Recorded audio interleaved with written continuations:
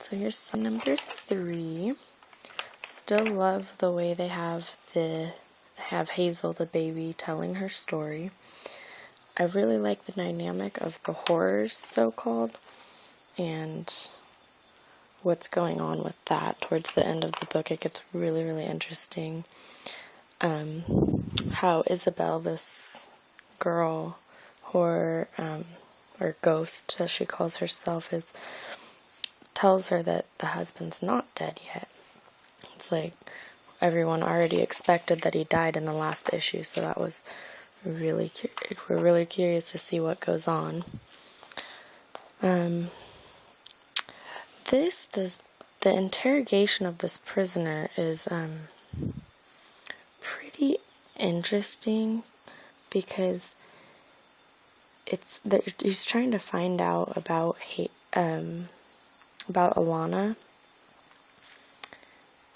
and it's just he doesn't give him much information, but I love how he just laughs in his face about killing their soldiers, and that really ticks him off.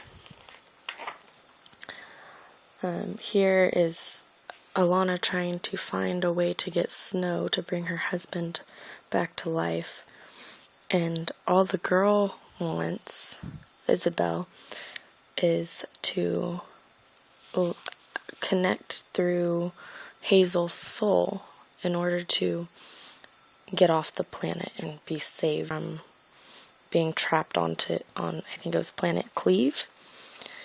But Alana is kind of skeptical of that because it's a newborn baby and she doesn't know the terms.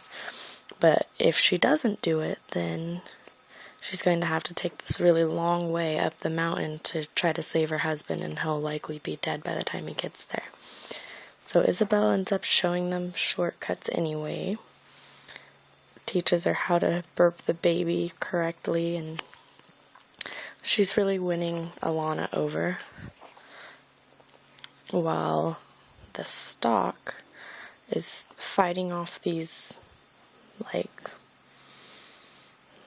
these creatures, and trying to get to Alana and her husband and the baby, but calls for help from the Will and Lying Cat. So he's kind of hurt. He won't go help her because something that happened in a previous fight. I guess she manipulated him, and so he's not going to help her with that. Then Isabel shows Alana a secret passage. How it's very interesting how she talks about these mental mirages, and that this envision of flames is really just a mirage that you can walk right through, and it's something that the ghosts and the locals put up in order to mess with the trespassers and make sure that they think they can't get through and they can't go on their shortcuts. So Isabel shows her the shortcut, takes her in the boat, and that's when Alana finally gives in and says, okay, you can bond with my infant. And she says it won't hurt until the day it ends.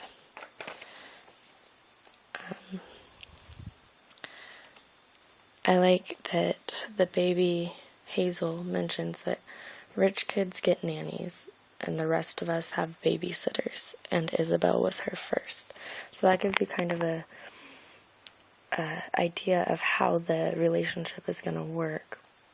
And I didn't know how it was going to happen, if she was going to take over the body or not, but apparently she's not in the body, she's just connected to it because she's still visible outside of it. And then this is the big twist. They're going to find Marco the Snow still because it's the only thing that can keep him alive. And he mentions, tell his bride I loved her. Alana, of course, says, I'm right here. And he mentions someone named Gwendolyn. I loved her so much. So we're getting a new twist on the dynamics of Marco and Alana because she has no clue who Gwendolyn is.